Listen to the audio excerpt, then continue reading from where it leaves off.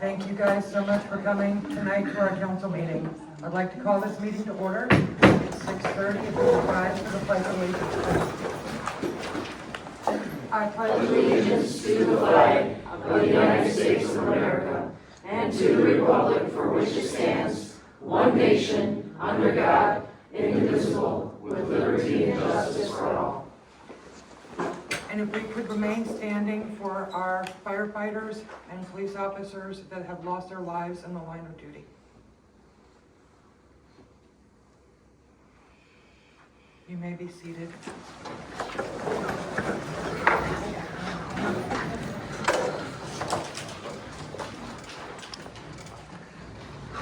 Kristen, has roll call been taken? Yes. Chief Sutter, will you do us the honors, please? Scott Sutter, Chief of Police. Brian Will, Fire Chief. Don Grice, DPW Director. Adam Young, City Planner. Brooke Card, City Treasurer. Kristen Kenyak, City Clerk. Alan Glass, City Manager. Jerry Lake, City Council. Pam Howard, City Council. Mike Gilder, City Attorney. Liz Armstrong, Mayor. Brad Dick, Mayor Pro Tem. Denise Miller, City Council. Brenda Simons, City Councilor. And I would like to excuse Tom Hicks tonight. He won't be able to join us. Do we need a motion for that? No. Okay, all right, perfect. All right, we're gonna start off with our special presentations. Chief Will, would you like to come do our new firefighter introduction?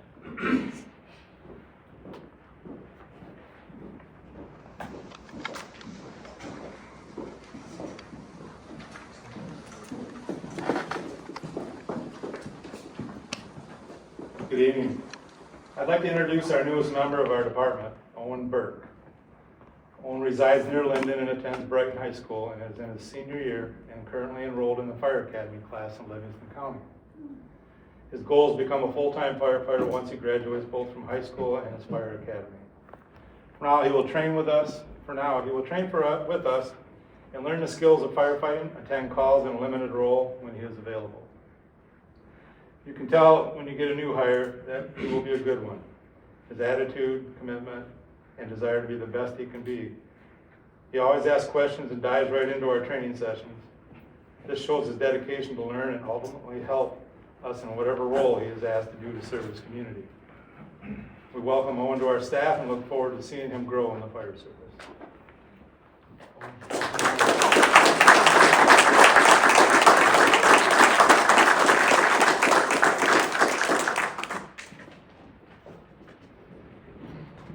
Next up, Chief Sutter, if you would like to introduce the new police officer.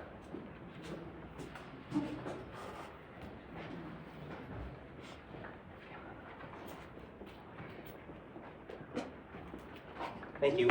I'd like to introduce Brandon Smith. He's our new officer. He started, at the beginning of October, so he's been going through a field training program right now. He's got a wealth of experience. He's been in law enforcement since 2017.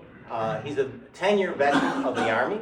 So after an exhaustive search, he was by far the best candidate. His superiors and his chiefs from the different places he's been said he was a leader, great for a team, loyal, and just a solid person. We've seen that in the last month. He's been great for us, for our city.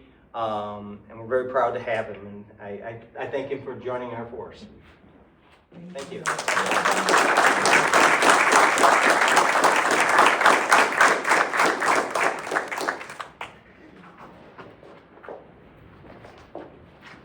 Next up is Dave Conklin from the Genesee District Library. Also, appreciate the opportunity to be here in front of you tonight and the people of Linden. Up there you'll see a brief 7-point slide that I prepared.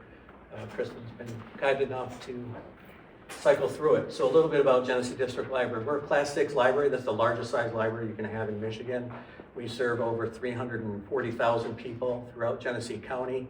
We're the third largest library system in the state of Michigan. We provide library staff, materials, equipment, all the digital resources and all of that.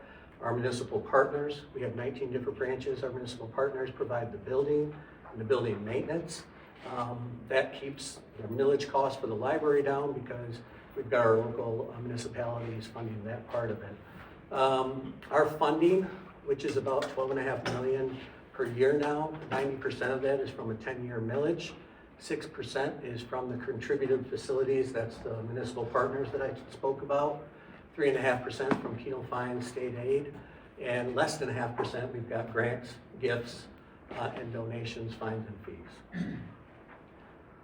So our governance, we have an 8-member library board. 4 are appointed from the Genesee County Board of Commissioners. 4 are appointed from the Grand Blanc Township Board. They serve on alternating 4 years, with 2 from each board being replaced every other 2 years. Our staff, I'm the director, I'm hired by the library board. I then in turn have 62 full-time employee equivalents. We also have, each branch has a master's degree librarian. That means they've gone on to get not just a bachelor's degree, but onto an additional graduate degree in library science. Many of our functions and part of what really makes the district library work really well and efficiently is that we have centralized services. So a lot of our activities take place at the headquarters function, cataloging, ordering of books, things like that. All of the administrative duties are all centralized in one location instead of having all of our 19 branches. If they were individual libraries, you'd have to have a cataloging librarian, you'd have an administrator, you'd have to buy all your books independently, but that's all centralized. So that's part of the efficiency of the district library.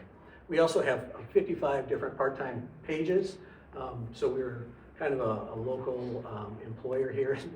We hire local kids here that work in as pages in the library at this particular location and other locations too. And we also have about 24 volunteers. There's also tremendous support from the communities and Friends Group. Every local branch has its own Friends Group where they take some of the things, donations that we get, or if we get books that they take those, they sell those, and those monies are then put back into that local branch. Thanks, Kristen. So last year in 2024, we hosted over 1,240 programs countywide. We circulated almost 1.5 million items, that's both physical and digital. We supplied over 53 hours of computer use for those people who don't have internet or don't have a computer to use, maybe looking for a job, looking for employment, looking to beef up their resume or do a project with school or whatever. We have those resources there. Also, if they have, a lot of people have their own devices, they come into the libraries and they log in and use our Wi-Fi. Our Wi-Fi is up for the public use 24/7. People can come and sit out in the parking lot and use our Wi-Fi if they have a library card, so that's available too for people who can't afford internet services. We have 2 storybook trails, and I'm happy to say one of them is located right here in Linden, so that's something that's fairly new.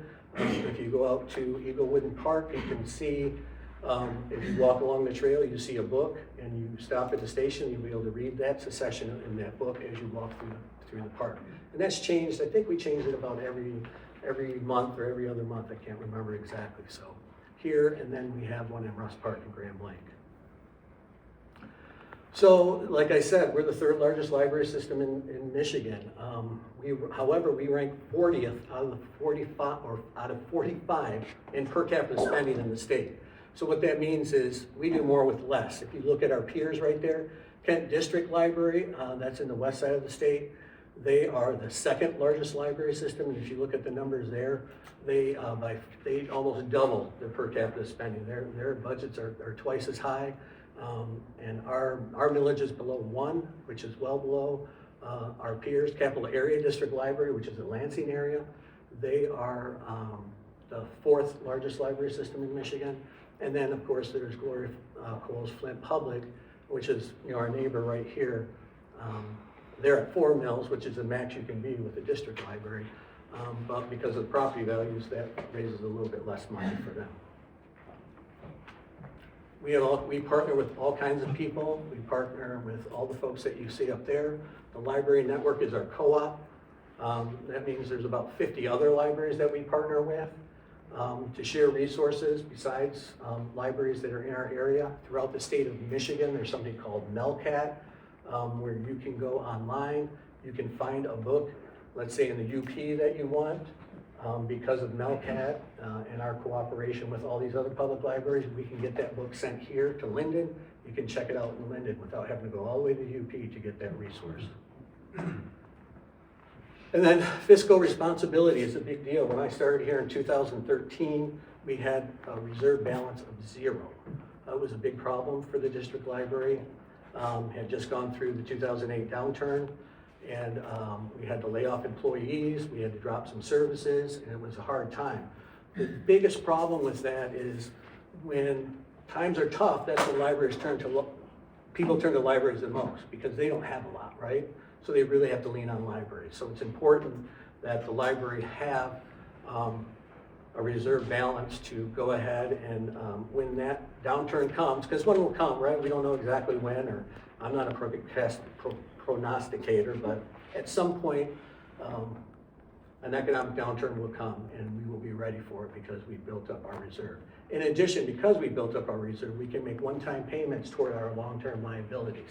And you can see here, we do have some employees, all of them hired before 2013, have a pension through Genesee County, and we're obligated to pay those pensions. Our unfunded obligation there is better than anybody else in the county when you look at that. So we're at 97%. That's an obligation we can meet because we have done a good job budgeting, building up our reserve, and paying down our liabilities. Not sure if, I think that's my last slide. So I'm open to answer any questions. If you have some questions you want to answer not in front of the group, I've given you my cards, you have that. I'm happy to come out and meet with anybody. Any members of the public, if you go on the website, you can send me an email or give me a call. Be happy to answer any questions you have.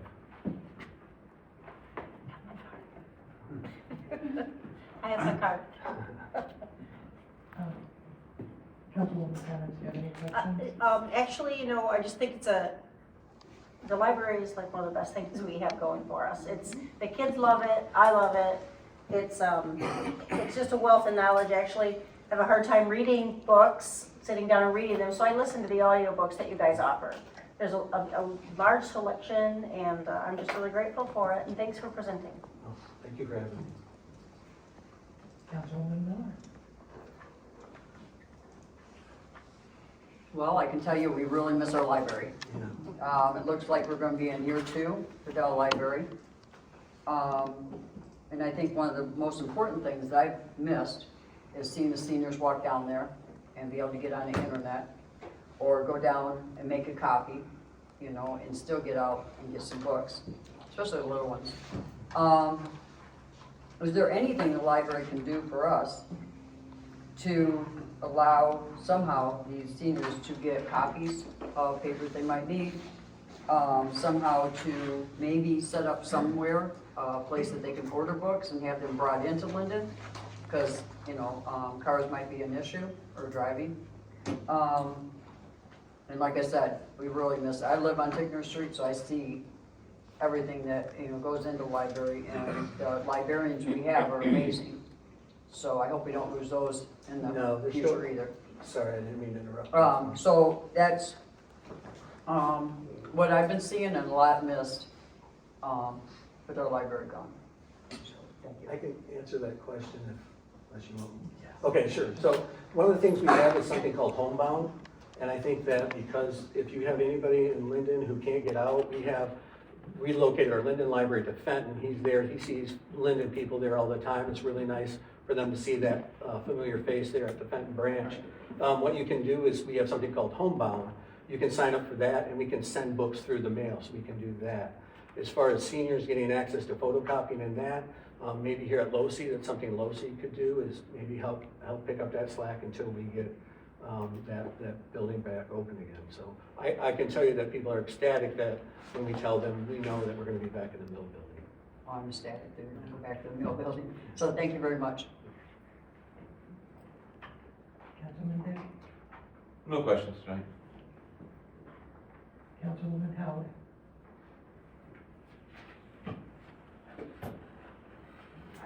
The library is a jewel of the community. It's, it's wonderful because so many people could go there, whether they, like you mentioned, they can't really afford to buy books, but you can go to the library and always get a great one.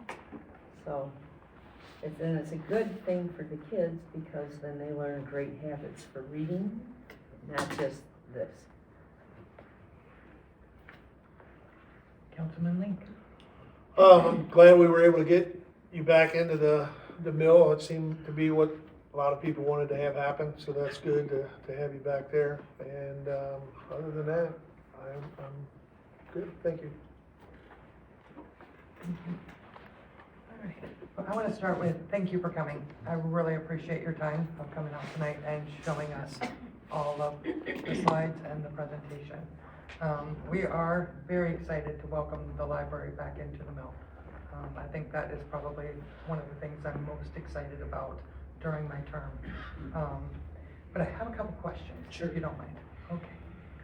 So is the GDL planning on increasing the millage rate on the 26th ballot, or are they going to keep it the same? No, it'll be a renewal. A renewal? Okay. Renewal would likely be in August. The board hasn't voted specifically yet, but that's what I anticipate.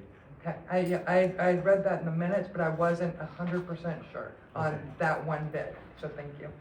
All right. So does the GDL have a capital improvement plan or a large expenditure other than the legacy, healthcare cost, and pension cost that explains the large reserve balance?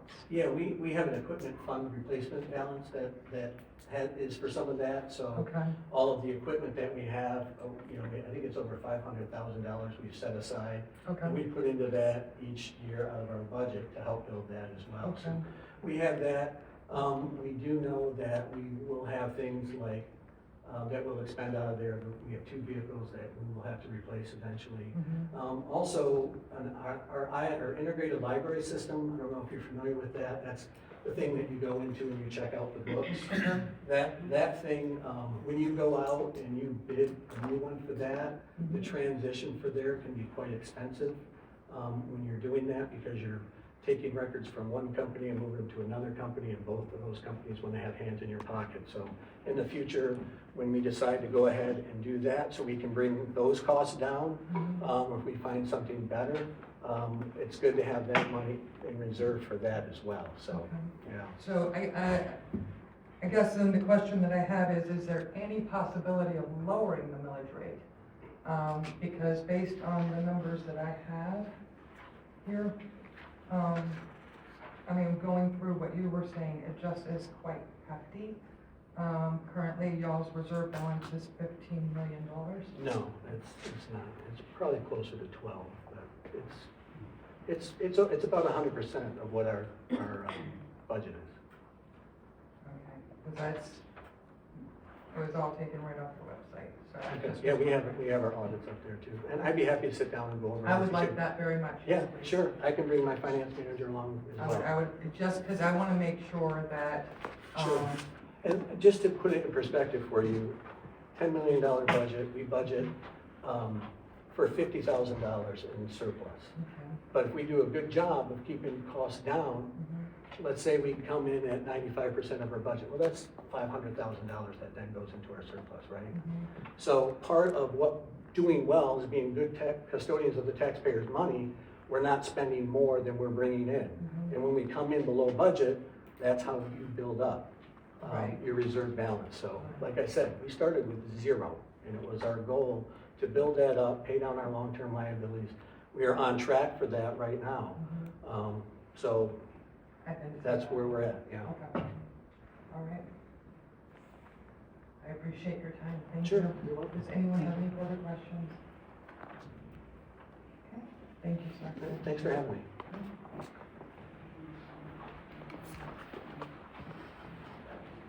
All right. Next is the AARP Network of Age-Friendly Communities by Sadie Shattuck. Hi everyone, thank you for having me. My name is Sadie. I'm the communications analyst for AARP Michigan, and I also lead our livable communities and age-friendly work throughout the state. I do have a few slides as well, but you all have a handout as well that covers a lot of this information. And we can go ahead and get started. Perfect. So, as many of you are probably aware, Michigan and the whole country is aging. And so you can see 2000, this population pyramid, the largest percentage was in like the mid-30s to mid-50s range. In 2020, you can see that that population pyramid has really shifted up, with the largest percentage around the mid-50s to around age 70 area. If you aren't aware, Michigan is actually the fastest aging state in the country. And so AARP's Livable Communities and Age-Friendly Work is trying to just make sure that communities are ready for this population shift as people continue to grow older and live longer. So AARP had some research come out this past June that said that 87% of adults 45 and older say that it is extremely or very important for them to stay in their own homes as they age. And this is, the main focus of our age-friendly work, is to make sure that people have the resources and the capabilities to be able to stay in their homes as they age, because that is what most people would like to do. So a little bit about what an age-friendly community is and the foundation of it. First, I want to say that this is my first time in Linden, and when I was just driving downtown and on this road out here, the beautiful park by the lake with the colors right now is amazing, and downtown is just very lively. There are people walking and lots of Halloween decorations, and so just driving through for my first time, I can see that you all are already doing a lot of these things. And I also noticed farther down in the agenda that you all have been talking about a dementia-friendly community, and we work really closely with the people in the state that do that work, and so just I know that you already care about a lot of these issues, and the main thing that I like to point out when I give these presentations is we don't want this to be more work on your community. We want this to be a resource for you and to the plans that you already have to help older adults in your community to be able to give you resources and support to continue that work. So AARP, in conjunction with the World Health Organization in 2012, was created the Age-Friendly Network, and these are the foundations of it. We call them the 8 domains of livability. You could read through all of those, but pretty much what they're supposed to cover is both the built and social environment of someone's life. So making sure that they have, again, the resources that they need to be able to live in the way that they wish to live as they age. A little bit about the process. So it's a 5-year cycle. We don't necessarily hold communities to exactly 5 years to be able to get through this process. I always say, it's your community. It can be on your own timeline, and we'll work with you on that. But this is just a framework that a lot of communities decide to follow, since it's helpful in making sure that you're moving along your age-friendly initiatives. And so the first part is to enroll in the network. You can see on that document, I think it's on the top of the back side, it talks about what you need to do to be able to enroll. And so that's a letter from the jurisdiction's highest elected officials, so the mayor here, and then you submit an application. It's pretty simple on our website, just saying that you're interested in joining and what you plan to do as a member of the network. We talk with you and get back to you on your application, and then the whole first year is conducting a community needs assessment. This could be a survey, this could be community conversations. It's really up to you on what that looks like. A lot of communities maybe already have a survey that they do in the community, and so you just maybe put a couple questions in there that are age-friendly focused, and that could be your community needs assessment. It doesn't need to be something super additional onto what you're already doing. And we have draft surveys, and we have, you know, community focus group materials for you all to use for that. Year 2 is actually developing an action plan. I see a lot of communities across the state put together steering committees, age-friendly steering committees. Maybe it's, you know, residents, a mix of residents and city staff. That can really look like what you want it to, but we have draft action plans for you to look at too, and we don't require it to hit on all of those 8 domains of livability that I talked about. Again, it's just the ones that come up for you in your community needs assessment that you'd like to focus on. Years 3 to 5 is implementing the action plan and tracking any progress. So I always say this is, if you're putting together a steering committee, this is where they really come into play and making sure that you're moving forward those action plan items. And then year 5 is generally submitting a progress report to AARP about the work that you've done. And then it kind of starts all over again. You can do another community needs assessment if you need to, but mostly it's developing a new action plan, talking about, you know, what are some even more next steps that you want to take. What things didn't we get done on the first action plan that we want to keep moving forward. So that's a little bit about the process. I'm happy to say that we have 14 age-friendly communities in Michigan. Our very first one was Auburn Hills. They joined in 2013. They just submitted their second action plan to us, so they've been through this process twice now and are a great resource to all of our other age-friendly communities that are, you know, working through this process as well, and so we rely on them a lot to share their experience. And then our newest age-friendly community is Traverse City. They just joined, I think, last month. And so we also had our first age-friendly community in the UP join earlier this year, Escanaba, and Marquette is planning to as well later this year. So we've seen a lot of growth in this area in the last couple of years for our office. And for us, it's really a great way to, you know, be able to support communities at a very local level. In the past, AARP in the state has been very state-focused, maybe working with legislators at the state level, and we still do that, but we're trying to do more local work, and this age-friendly work is the best way that we've seen for us to be able to do that.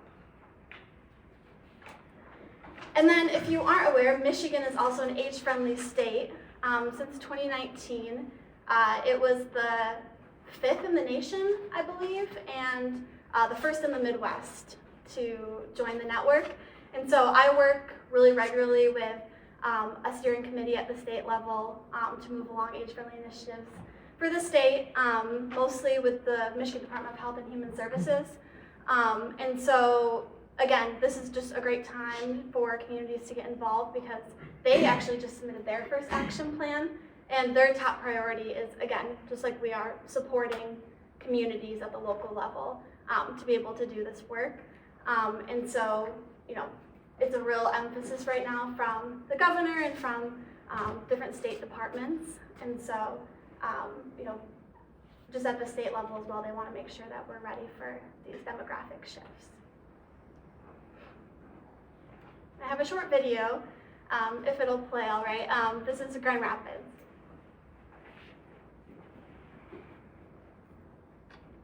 Of course. It's okay if it doesn't work.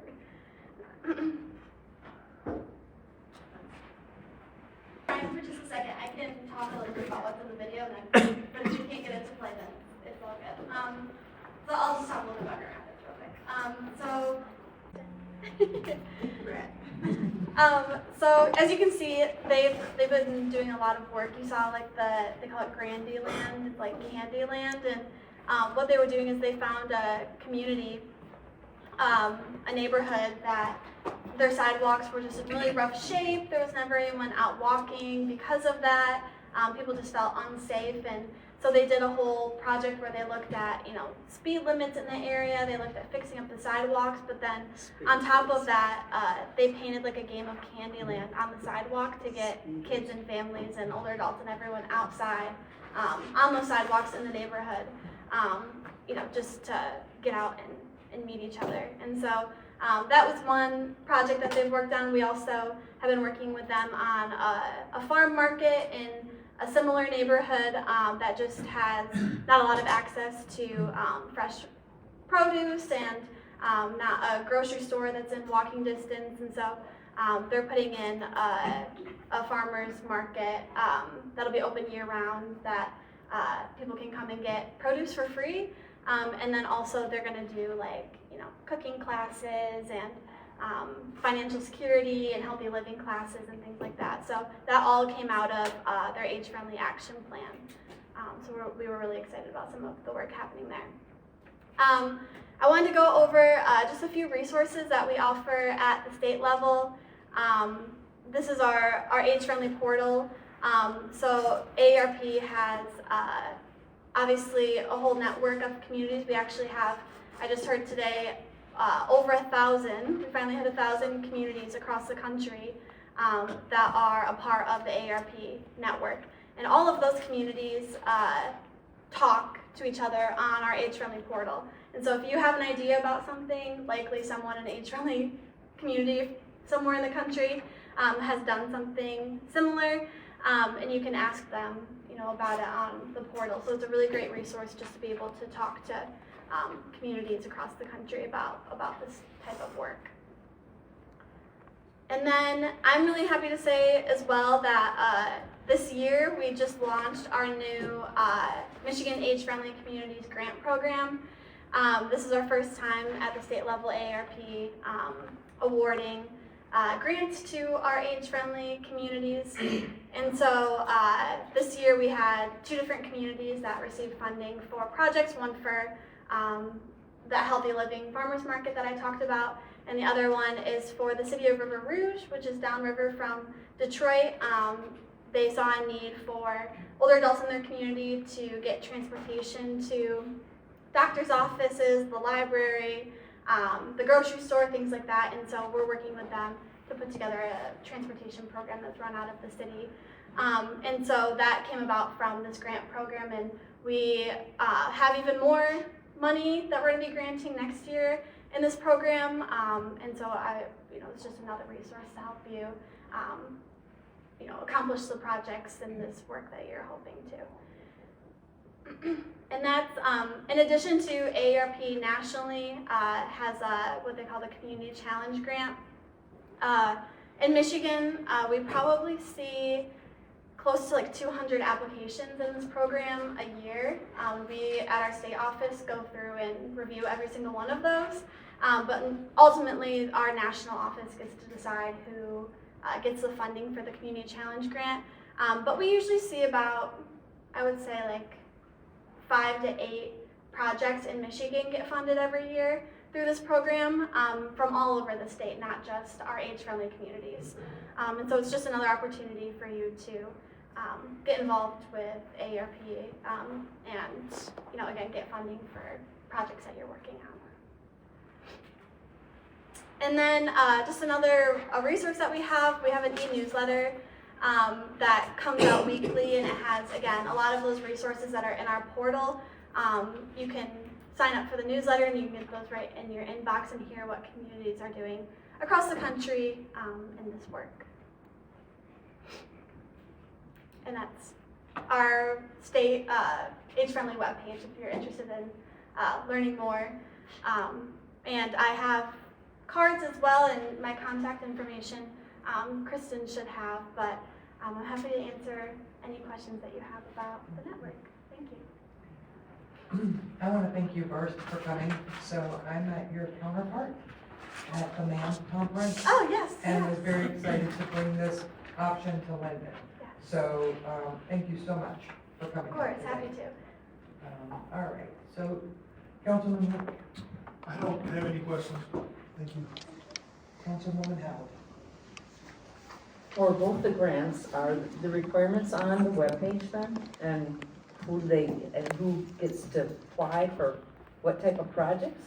Yeah, so it's kind of a mix between the two. So I'll go first because it's a little bit more simple with our Michigan Age-Friendly Communities grant program. So yes, the details are on that webpage, and if you just type in the name of the grant into Google, it should come up. But mostly we were looking to fund, again, projects in our 14 age-friendly communities in the state, around projects that just related to their action plan. So in any of those 8 domains of livability that supported older adults, we were looking to fund in that category. We have a mix of staff and volunteer reviewers on both grant programs. And so for that one, we found that they were really looking at like meeting critical needs. So that's why you see like the fresh produce and the transportation were the ones that came out of that one, and those are the ones that we awarded. For our Community Challenge grant, it's a little bit different. This is a massive program. AARP gives out like millions of dollars a year. There's 3 different categories in that. Flagship grants, I think can range up to $25,000. I think they call the middle category demonstration grants, and that's up to $10,000. And then they have another category that's like quick action projects. That's like $2,500 is like the maximum. Yeah. What are examples of the projects you award? Yeah, so for our Michigan program, I mentioned the fresh produce and the transportation program. For the Community Challenge grant, we see everything from like funding walk audits in communities. There's a lot of those that we fund in that quick action category. There's also, I meant the Candyland game in Grand Rapids. That was actually a Community Challenge grant project. That's how they got funded. And so that's one that came out of that one. We saw in I think it was City of Holland, they wanted to do benches along a park. And so that got funded through the Community Challenge grant. In another community, they had a lot of like historical buildings that weren't accessible, and so they wanted to make them ADA compliant, and that one got funded. So the Community Challenge grant is a wide array, but their main mission is just to projects supporting the livability of older adults. Councilwoman Simon? Well, thank you for presenting. I'm very familiar with AARP, and I've cruised your website a few times. Just looking at it now, it's very intuitive. Yeah. Thank you so much. Yeah, of course. Councilwoman Miller? Well, everything presented today seemed really good, especially when we go with our dementia, you know, what we're planning to do with that. Anything we can do in our city to bring positivity and get everybody involved, get outside, is great. Thank you for coming. Councilman Dick? No, go over everyone else's comments. Thank you for coming out tonight. Obviously, we're in our senior center, so Yes. kind of fits right in. So hopefully we'll be working with you in the future. Thank you. And do any residents have any questions for her? I'd like to point out something. If you're a member of AARP, you can save money at motels. And you can also take a class and get a break on your insurance for driving. Yes, yeah, that one's been really popular lately, yeah. For any of you who don't know, if you take AARP's defensive driving course, some car insurances will give you a discount if you give them your certificate that you passed the course. That's great. Expensive car. Madam Mayor, Tess is actually engaged with bringing the defensive driving course to Losey right now. Oh, perfect. Beautiful. Yeah, I've done that one. Excellent, excellent. Thank you. All right, any other questions or comments? All right, seeing none, thank you again so much Yeah, for coming. thank you so much. And Appreciate it. yeah, as you're looking to hopefully, apply or fill out the application, where you can give us a call, email, we're happy to help, or to come out and present to more community members if that would be a help. So, Thank you. Thank you so Thank much.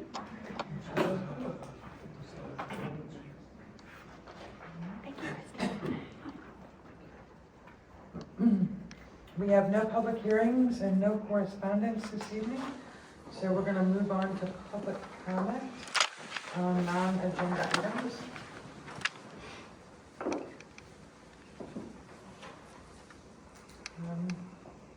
Blair Salon. Thank you. I have the salon on Broad Street, across from City Hall, and we are very excited that the Linden Mill is getting redone. We can't wait to have the library back, and we're thankful for that. With the back parking lot being closed off for 10 months or so, we were wondering if it was possible that at least during that 10-month period, have signs out front, in front of those businesses, Serendipity, the iPlace, and the Union Block, and mine, like 2-hour parking. That would help us a ton because we have a lot of elderly, and there are a lot of workers from Dr. Wax's office that park there. Wednesday night we saw 4 from Dr. Wax's and 2 from the pediatrician and their scrubs, and that took up 6 parking spots right in front. And if we could temporarily have some signs put up for 2-hour parking or customer parking or something, is that anything that could possibly be done for the next 10 months? Just to let you know, I'm not trying to be rude at all, okay? So public comment, you speak, and then our city manager, after public comment concludes, if she has an answer available, will put it to you. If not, she will email you. Okay. Based on this. Okay. Okay, just wanted to let you know. Okay. Okay. And that'll be after public comment, all of them. Okay. All of them. Okay, thank you. You're welcome. Thank you for coming. Monica Lerner.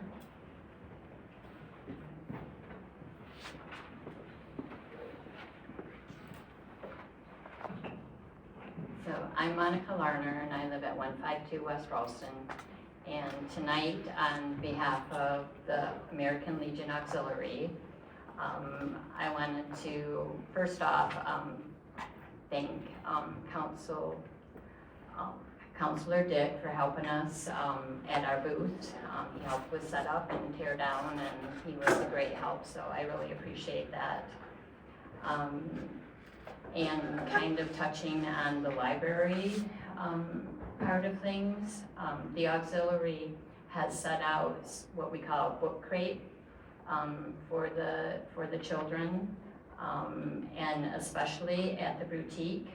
She says they come in and they sit down cross-legged, right in front of that, and they read, or they go right next door to the book place and they read, and she's very impressed, that it's popular.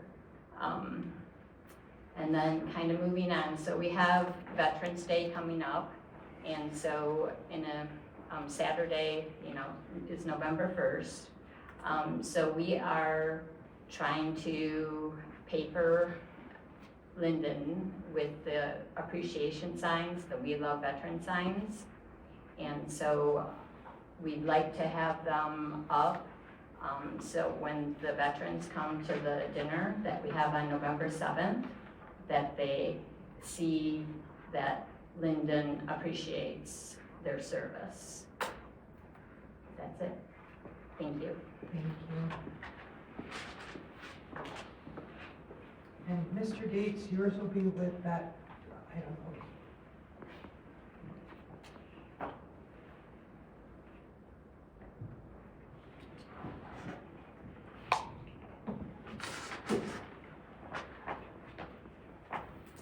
Ellen, do you want to do that now, or do you want to wait? I didn't know, is that all the public comment That's, then? that's, Okay.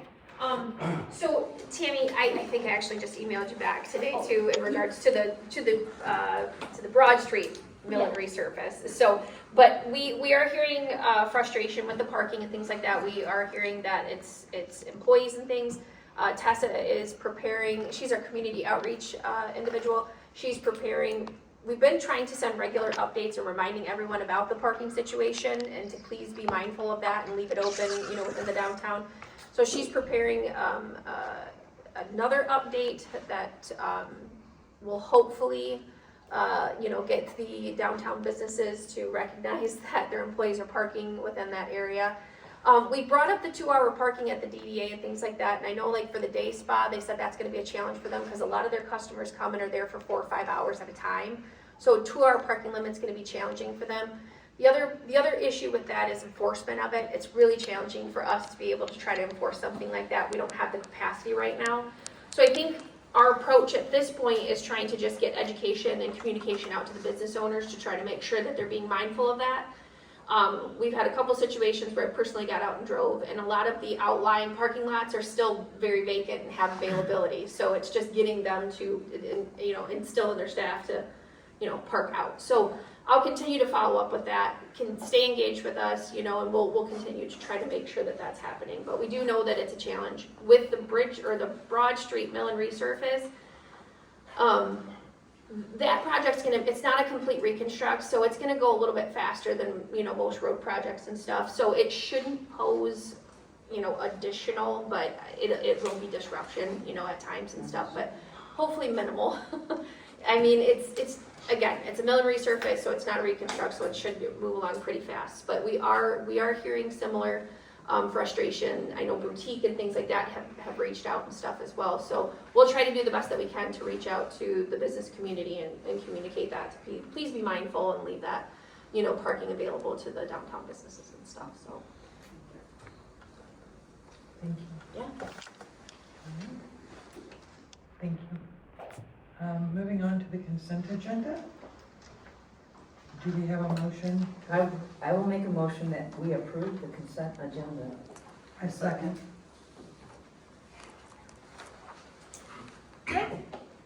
Yes. Miller, Yes. Simons, Yes. Link, Yes. Armstrong, Yes. Howard. Yes.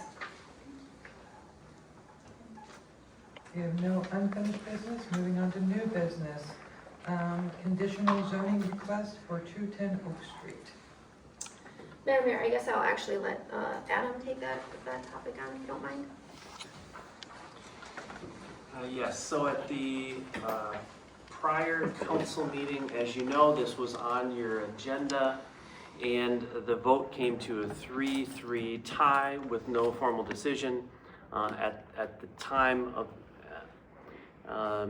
after the meeting, the applicant who made the request reached out to city administration inquiring as to whether the vote could be back to the city council agenda so that maybe there could be a conclusion one way or the other based on having the presence of a full council. There were 6 that evening, so it was a 3-3 tie. The council has 7 full members. And so that's why we brought it back on the agenda in case there was a full council to potentially make a vote, yes or no, one way or the other. But we do not have a full council agenda this evening. So I would imagine, unless, I don't know, Ellen or a city attorney, I believe we should not take action this evening because we do not have a full council agenda.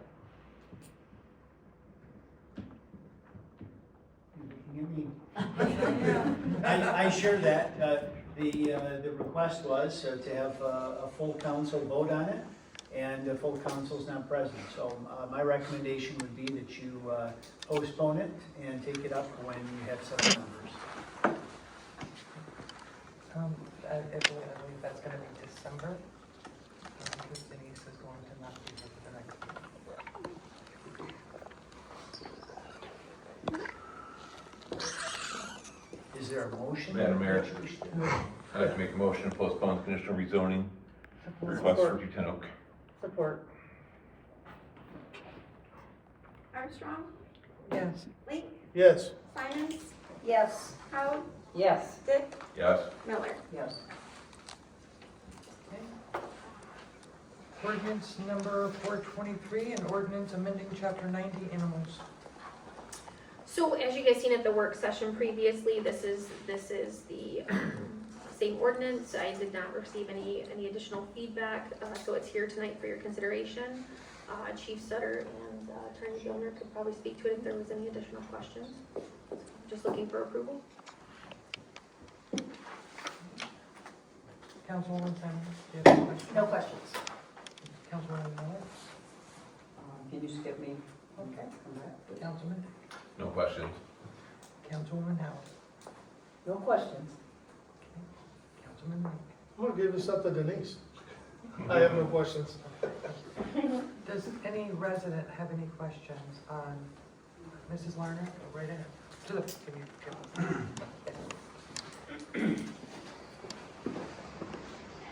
So I wanted to ask, was any consideration thought about for the bird feeders?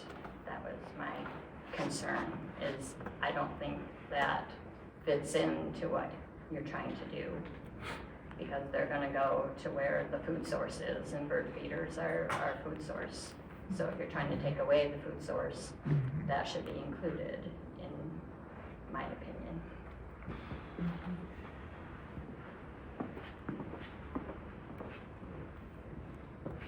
anything to add on that? No. Okay.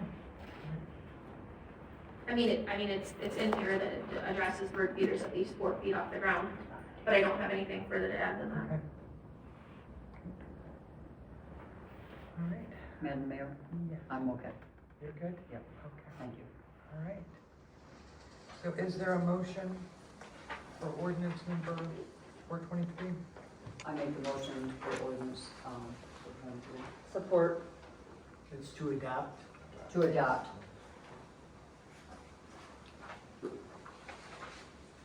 Link, Yes. Armstrong, Yes. Howard, Yes. Miller, Yes. Dick, Yes. Simons. Yes. Ordinance number 424, an ordinance amending sections 154.117 zoning ordinance, site and exterior lighting. Again, Madam Mayor, I'll let Adam take the lead on that. The Planning Commission has been working on proposed changes with regard to site and exterior lighting, so lighting requirements. This was prompted by a request and really good input from a citizen, Mr. Dietz, who is here this evening, who provided information to the Planning Commission, brought up some discussion topics, shared with the Planning Commission some best practices from other communities with regard to lighting regulation. The Planning Commission then did take that input and put that into proposed amendments to the zoning ordinance to section 154.117. The Planning Commission did hold a public hearing at their October meeting, and they did recommend to the council adoption of those changes. The draft of the ordinance is included for you. Just as a quick summary, it includes a new purpose statement that explains what is our governmental interest in regulating lighting. New applicability section has been added, clarifying what lighting is subject to the requirements. New definitions to clarify terms such as glare, light trespass, and shielding. The maximum ground illumination levels within a site and at the property lines have been revised based on best practices and standards from comparable communities. New language requiring lighting within the commercial and industrial districts to be turned off during overnight hours has been added. And then new exemptions to the requirements have been added, such as holiday lights, for example. The other thing I wanted to mention, and this is from the Planning Commission, they're suggesting that in addition to these ordinance changes, that the city roll out maybe an educational or informational campaign, so to speak, just to make sure that residents become aware of the new lighting requirements, why they're important, why they've been enacted, and what you can do as a resident to be a good neighbor and to make sure that you're in compliance with the requirements. If you have any questions for me, I'd be glad to try and answer them. Councilman Dick? No questions. Planning Commission worked on this well with Mr. Dietz with his input for a few meetings. We went back and forth, made some changes, and the biggest thing to realize that this applies to everyone going forward. It's everyone that currently has property built and lighting. You don't have to go out and change anything, you're grandfathered in. But this would apply to all new construction. Councilwoman Howe? I don't have any questions. Councilman Link? Yeah, mine was Brad kind of answered a little bit there that, you know, with the grandfather clause, but, you know, I guess, is there a time frame when all this would be in force, like there would be new, as far as the city portion of the lighting and all, and what would the cost, have we looked at what the cost impact would be for us to, meet these standards? So I think to Councilmember Dick's point, so these standards would be applicable to new developments moving forward, so new construction in the community. New lighting that might be installed would meet the standards. The Planning Commission wrestled with those questions as well, and the challenge. Let's admit it's a challenge to regulate lighting. And that's why the Planning Commission is recommending, and we're certainly suggesting that this be accompanied by an informational, educational campaign to try and encourage people to bring their sites. Even if they're not planning to redo their lighting, maybe they look at the requirements and they'd be like, okay, I think this is a good idea. Let me come in line and follow in and do that. So that's the method. There has not been any discussions that I'm aware of at this point that the city would go in and start enforcing and do a door-to-door, site-by-site survey to make sure that people are in compliance and start issuing tickets and things of that nature. That's never been on the table necessarily. And it was more towards the city, right? Obviously, the businesses are grandfathered in, but it is the lights for the city.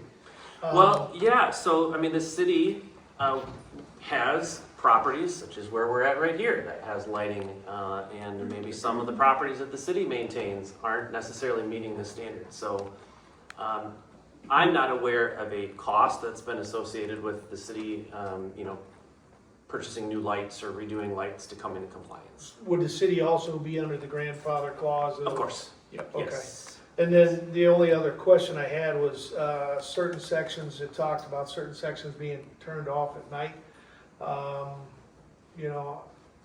I would, Chief, maybe, downtown and stuff like that, I think it's important to keep lights on. If you turn the lights off, well, it leads a little bit more to maybe trouble, right? So I guess Chief would probably be more versed on speaking on that topic. That's a great point. When we do our new business checks, I always check to see if they have lighting on the exterior, always. It's just good to light up your windows so that we can see as well, and it helps prevent crime. That's a good point. I will point out in the language that the after hours in the commercial and industrial districts does not apply to security lighting. Okay. So it's implied that there is some level of security lighting, but it's really the parking lot lighting for customers that aren't coming at the overnight hours is what we're asking to be turned off. So the security lighting would be wall lighting, door lighting, things of that nature, and of course that wouldn't apply to street lights that are in the street rights of way and whatnot. Okay, so we could choose like a parking area, right? I would think you'd want to keep a parking lot lit up. I had a friend who was troublesome as a child, and dark parking lots is where he would go. Speaking for my friend. But no, I mean, just we could regulate which lights and all. We can determine which ones stay on, which ones. Absolutely. So as part of a new, and it's even written in here too, is that the applicant, as part of a new construction project, they would provide us with their security lighting. Okay. And they would also provide us with what is not security lighting or above and beyond, or what the dimming of the parking lot lights will be set during overnight hours for security purposes versus what they may allow to have when the site is actually open. Okay. Great questions. Yep, thank you. If there is any issues, you might want to Talk check out to his my friend.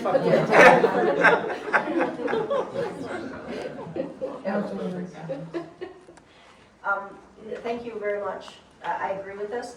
I would just encourage people that do have issues with neighbors. I looked at a few of these things here regarding the sky glow and the trespassing of light sources.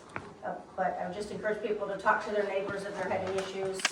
We don't want to run to our city and create all kinds of havoc that way.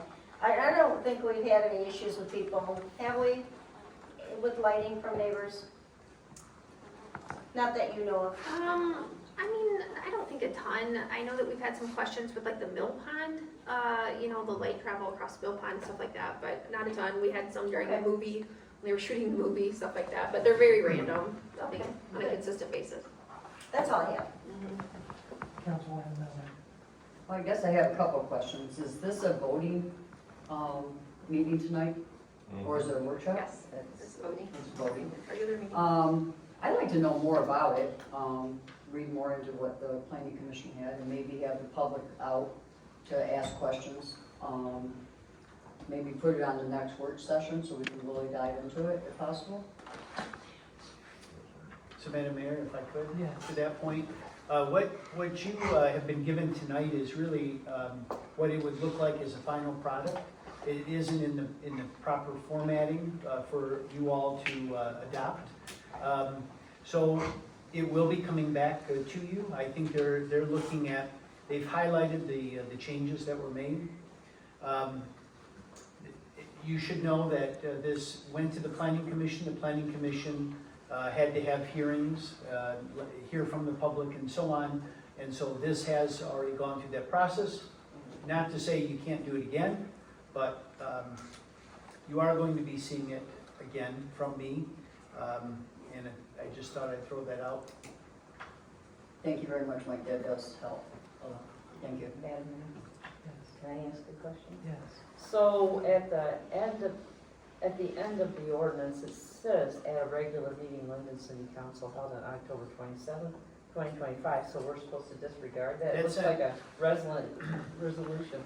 My understanding is administration is just looking for your comments about the highlighted changes. And then I need, once I hear all those comments, I will put it in proper formatting and then bring it back to you. So there's not going to be a motion to adopt necessarily. Am I wrong about that?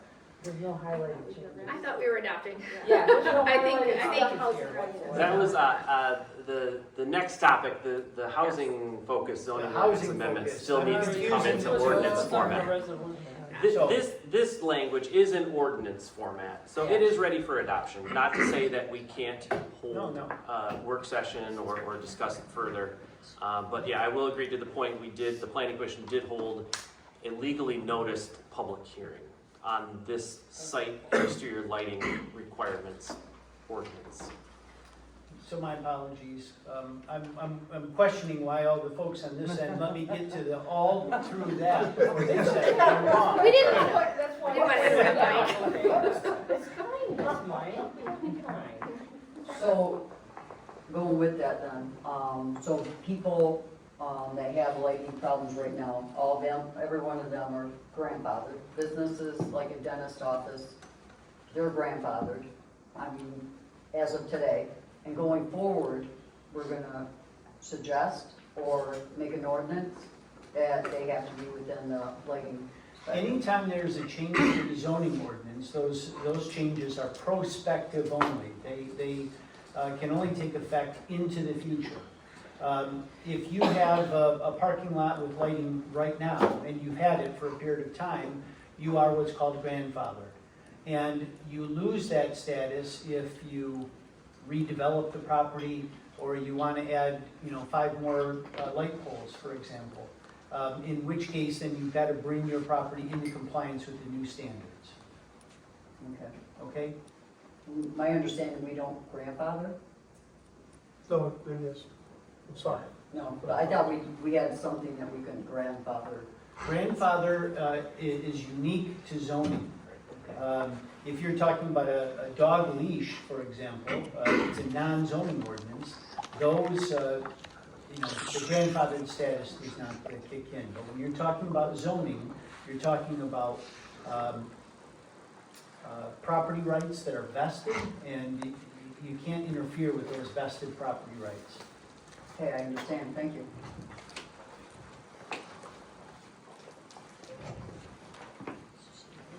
I'm gonna probably go out of bounds for a minute. So Chief Sutter, do you see any problems with this in the downtown zone, or I think the only concern I have is at night, the deer population, and sometimes if you have less light, you are less likely to see them. And that's the concern I have. Right, right. But I think from what I'm gathering here, is that the current lighting situation in Linden is going to stay the same. So that won't affect what we're talking about. It's a great point, Madam Mayor, and, but the lights do help us see things, of course, you know, but as I said, the current situation there with our lighting will stay the same. Okay. Okay. So we're good to go, I think. That was my main. Yep, thank you. All right. Is there a motion on ordinance number 424? I will make a motion that we approve amendment of section 154.117 of chapter 154 of the Code of Ordinances. Is there a second? Support. Miller, Yes. Simons, Yes. Howard, Yes. Dick, Yes. Link, Yes. Armstrong. Yes. And the mayor, did you still want to let the residents speak? Oh my gosh. That poor guy back here. I'm so sorry. You know, I'm gonna talk. I don't care. Come on up. You wrote it. I'm so sorry. Get up here and I talk. apologize. Come on up here. Bad questions. There you go. Mike Dietz. I feel I Consider should. lighting. I apologize. Okay. Someone else has a comment? Go ahead. Okay. So I'm just gonna give you a little spiel on it, but I think it did pass, right? Is that right, District? Thank you very much. So, light pollution from exterior lighting is a growing problem. Astronomers and environmentalists began documenting it as a problem in the 1970s, noting that sky glow is impairing research on wildlife. So it's interesting, if anybody here is born before 1970, such as I, then you could once see around 3,000 stars, and you could step out your front door and see the Milky Way, which you can no longer do. New technologies are worsening the problem of light pollution and exterior lighting. This modern bright LED lighting has become very inexpensive. Also, the tendency towards cool bluish-white light scatters more in the atmosphere and creates a worse problem of light pollution. It's interesting to note that in North America, the night sky is brightening at a rate of 10% per year due to light pollution, based on a study from 2011 to 2022. This means that the night sky is effectively doubling in brightness every 7 years. This means that a child born today in a location similar to ours, maybe they could see around 250 stars instead of the 3,000. But if they could see 250 stars today, when they graduate from high school, they'll only be able to see about 100. 9 months ago, several residents came to the Planning Commission and talked about how exterior lighting and light pollution is impacting their lives. They talked about how it interrupts their comfort and repose at home, how it's interrupting their sleeping by shining in their windows, how it just shines in their windows all over. They're trying to watch television or anything, and these lights from outside, different businesses are shining in. How sitting outside trying to do stargazing is interrupted by the brightness of the sky, and how it impacts wildlife and pollinators. So reducing light pollution is the easiest form of pollution to control. If you can remember back, 15 years ago, like the whole eastern seaboard lost power. I was up in the UP, I didn't even know. But when everybody lost power, all lights went out, guess what? Light pollution was over. It was completely non-existent. So it's an easy thing to address. I'd like to thank the Planning Commission and Adam for all the work they've done on getting up to this part. And I do appreciate your positive vote for going forward. The question that I have is a lot of discussion about grandfathering, but I want to make sure it's very clear. If I had lighting out there today, I'm only grandfathered if it matches what my installation plan says I'm supposed to have. If I went in, like say, this morning, and doubled the wattage or lumens of my lighting, far beyond what my site plan calls for when I built the building, I am not in compliance, and I should be able to be addressed by the city and forced to fix it. So that's my question to somebody here. I want to make sure that's clear. Everybody's not grandfathered in, just those that are in compliance with the standard that was in place when they built their building. Thank you. Do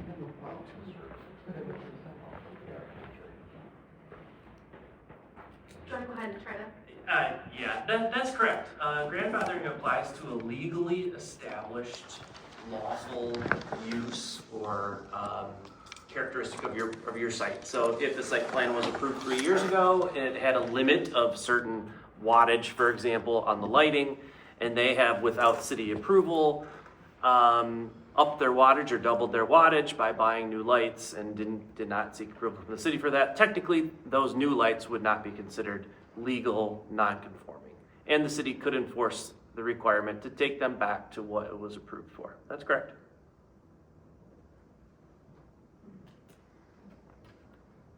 And I believe Mrs. Lerner, you had a comment. And I apologize to everyone that I did not do that. I usually try to be so good and I completely zoned, so I apologize.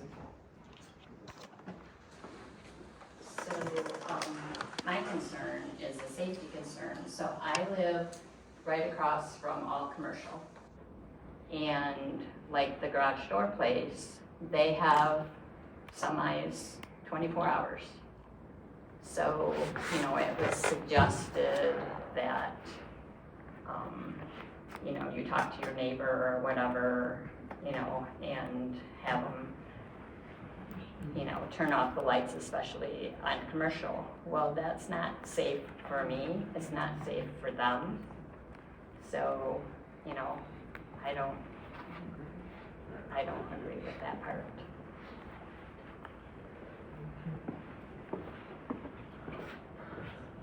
Thank you. Thank you, Jerry. I- What we're actually- looking for here in this standard. Actually, I think Ramona had her hand up. Yeah, when it comes to outdoor lighting, I know that I used to teach science and a lot of my students have never seen the Milky Way. Well, a lot of problems with the security lights is that if they are directed toward the building, downward, then the light pollution is not a problem. If the light scatters upward, and there's no reflector over the top of the light, then you have the problem with the light pollution. So maybe people can be encouraged to direct their lights downward toward the building, and that would help the police too, because they would be able to see things on the building rather than things on the roof.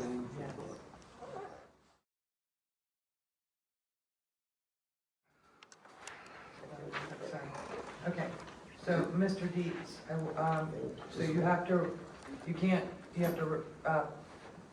your remarks have to be addressed to me. That's the nicest way. Okay, I'm sorry. Yeah, it's Then okay. I will just let you know, for you and all the city council, that an example of where we're trying to go with this standard is the $2 stores. They have, from a light pollution perspective and an energy conservation and a cost saving perspective, done everything that we view as ideal. And there's two of the newest buildings in the city. Madam Mayor, can I ask a question? Chief Sutter. Yes, ma'am. We have, as stated, we have the garage door. So if what they're doing right now would be okay and nothing can change. That's how I see it, but the other information that just came along, if they're not following what they were approved for back in the day, then it would potentially be a violation of the ordinance, which is, enforcement-wise, it's near impossible. I don't know how we would enforce that. I mean, we're not the light police, honestly. Madam Mayor, so I think, it's specific to site plans that were approved previously, okay? So if their site plan was approved with specific lighting, those are the standards that they're held to. It's as simple as that. So in that instance, we would receive a complaint based. I would send it off to Adam. At that point, there would be some, I guess, investigation, Adam or whatever, and then Adam would make a determination if at some point he felt that it was necessary to get the police involved for something like that. It's no different than any other requirements of a site plan. So similar to, we've had discussion more recently of Beacon and Bridge for some items that they had not finished on their site plan. it's very similar to that, right? So those standards are approved in their site plan. If the garage door had a site plan that was approved, the garage door company that had a site plan that was approved years ago that had specific lighting standards that they could only adhere to, then that's what we would go back to and enforce. And it's all complaint-based. The complaint would come in, we would funnel it to Adam, and then at that point, there would be correspondence or some investigation, and then anything further would be a discussion with the staff and the police if necessary. But, Thank you. yeah, just to clarify. Thank you.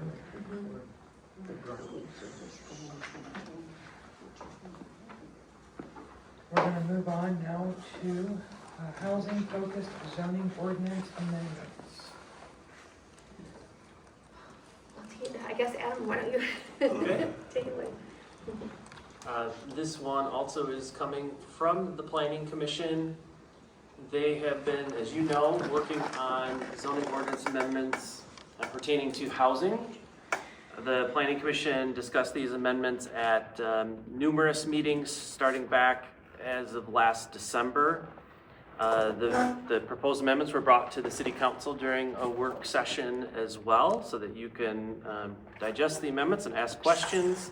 The Planning Commission did hold a public hearing in October, and then after the public hearing was opened and closed, the Planning Commission voted to recommend adoption of the amendments. So this is, the project was following the recommendations coming from the city's fairly recently adopted master plan toward the end of 2023. And it's following along with those master planning recommendations, also just kind of the drive really across the country and the state within local municipalities to critically evaluate zoning requirements, particularly in light of kind of the housing market and what has been going on lately. So organizations such as the American Planning Association, Mackinac Center for Public Policy, Smart Growth America, and Strong Towns, it really kind of made these arguments for zoning reform and kind of evaluating your zoning ordinance, noting that in many ways zoning regulations often work to kind of distort free markets, restrict property rights, and undermine local adaptability. Sometimes we may not even realize it, but poorly crafted zoning regulations may prevent property owners from making reasonable use of their property, or they may hinder the ability of communities to respond to changing economic, market, and demographic needs.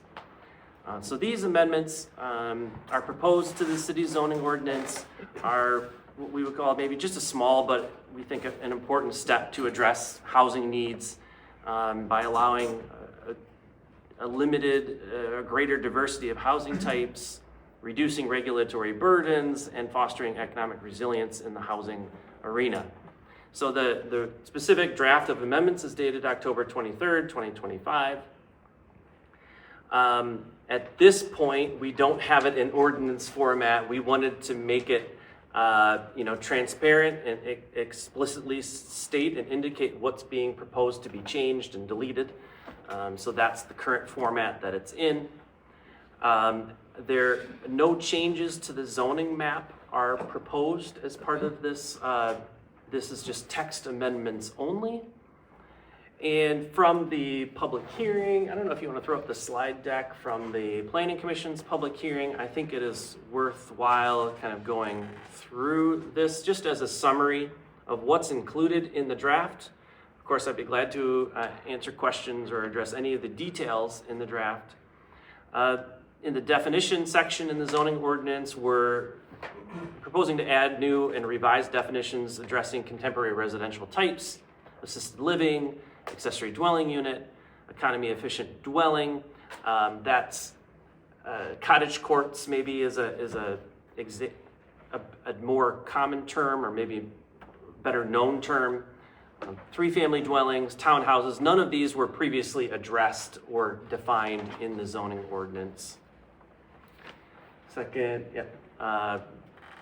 across the city's zoning districts, some changes, either new or revised allowances for certain residential unit uses and residential care facility types across those zoning districts. I'll have some slides that kind of cover in a little bit more detail which which use types and what are proposed in what districts. The Planning Commission also found that adult foster care large group homes, which by state definition could accommodate even 13 to 20 adults within a residential dwelling within a neighborhood, that was identified as a concern and is proposed to be eliminated as a possibility within the single family residential districts, the R1, R2, and R3 districts. Here is that use matrix which summarizes, and you can see the use types in red are new or revised. And then really in the no changes proposed in the R1 and the R2 districts. Two different types are proposed to be added as a possible allowance under special land use review and approval. So that's only after Planning Commission discretionary decision after a public hearing is held, and that's accessory dwelling units and also townhouses, 4 units or less. The next slides kind of summarize some of these. So accessory dwelling units. This is, I would think the Planning Commission kind of sees it as maybe an introductory allowance with some really stringent requirements for accessory dwelling units within the R3 district only. Again, only after special land use approval. It would give the opportunity for a property owner to apply to the Planning Commission to potentially have an accessory dwelling unit. Sometimes, we've heard these called as maybe in-law suites or granny flats. Those are some other terms maybe that you've heard. In this picture there, it would be the back, so maybe the loft space in their garage has a self-contained unit. In order to even qualify per the proposed language, the lot would need to meet the minimum lot area. You could only have no more than 1 per lot. You'd need to have additional parking space in addition to what's required for the primary residence. And it's not to be turned into an income generating unit. It also wouldn't be eligible as a short-term rental. We would require a deed restriction to be placed on the property by the property owner, stating that they will be the occupier of this site. So they would have to either live in that accessory dwelling unit or in the dwelling unit itself, essentially keeping an eye and making sure that, if they're living there, they have a vested interest in making sure that everything is good and it fits within the neighborhood context, and also part of that deed restriction that the unit could not be rented or leased separately. So again, not to be used as just a rental unit or as an income generating unit, but really it's for maybe an adult child, maybe a special needs adult child or something like that. Maybe it's an elderly parent, or maybe somebody who needs special care on the site, or even it could be a caregiver to you if you are the one who needs special care living in on that property there. So a small step to potentially allow these, but with significant restrictions in place. Townhouses, the term townhouse was not specifically used in the zoning ordinance. This set of amendments was just clarify that townhouses may be allowed in our multiple family district, certainly, but potentially as a special land use approval in the R3 district. The rules would not allow more than 4 attached units. It would require as a minimum that the lot has to be larger than the typical or than the minimum lot size that's required. Depending on the number of units, you'd need a greater square footage and also a greater lot width. So you couldn't just shoehorn something like this in between 2 residential homes, and even enhanced greater green belts around the perimeter of a development like this. So if you did, in theory, have a much larger site, potentially there could be, the property owner could propose a plan for Planning Commission review and approval as a special land use. Cottage courts, next slide. Cottage courts or economy efficient dwellings. It's essentially a complex of smaller units arranged around typically like a central courtyard or maybe a central feature. They could be rental units or they could be condominium, meaning owner units. This is only being proposed as an allowance in the R4, the multiple family residential district. This district is the one that already allows apartment complexes. So really what it's just doing is allowing another type of residential development. but really only in specific areas that are already have been identified as sufficient to accommodate other multiple family residential types. And there's even a minimum lot size requirement for this. So a limited kind of allowance in just the R4 district for this possibility here. Other changes within the local service and general commercial districts, just a line item to allow single-family dwellings. If you may know, some of these districts have single-family homes already. Some of them are being used as single-family homes, so that would help for eliminate some nonconformities in those districts and just give those property owners options to stay as they are, but then over time maybe they could convert to an office use or something like that.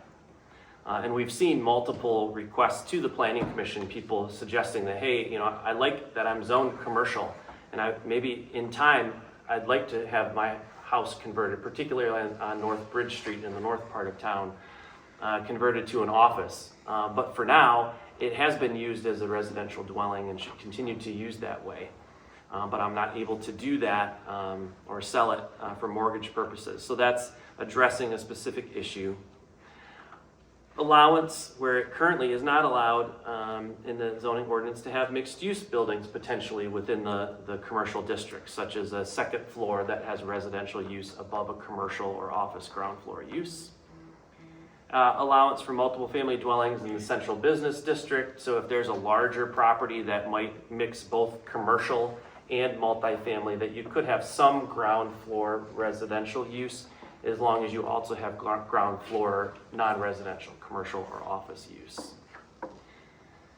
Some potential proposed minimum floor area reductions for dwellings throughout the zoning districts, just to allow for, if the market would support slightly smaller dwelling units, that the zoning ordinance would allow for that opportunity. This is part of the thought to make it more opportunities for more affordable housing units that could be afforded by young families, for example, or maybe people who are not as interested in larger homes at this stage in their life, for example, or for whatever reason.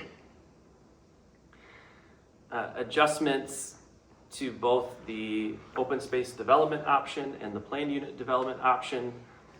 Just trying to make them feasible as development options.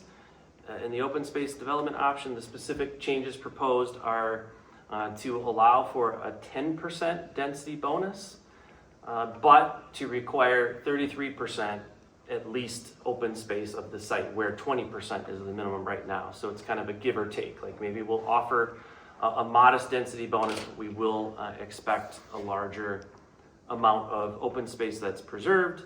In the planned unit development option, the only change there is to increase the minimum lot size for eligibility from 2 acres to 1 acre. That's stemming from the master plan. In the master plan, it identified 4 specific priority redevelopment sites, I believe is what the master plan called them. Most of them are like immediately adjacent to downtown, and we looked at the planned unit development as the likely development option for a site like that. Most of these called for maybe some sort of mixed use or mixed residential development.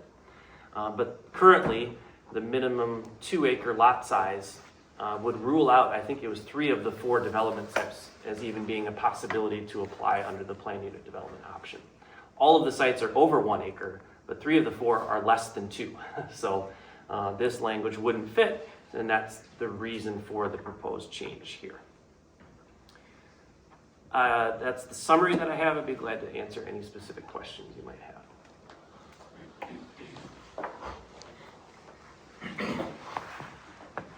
Councilman Yeah, I guess the one question is like in the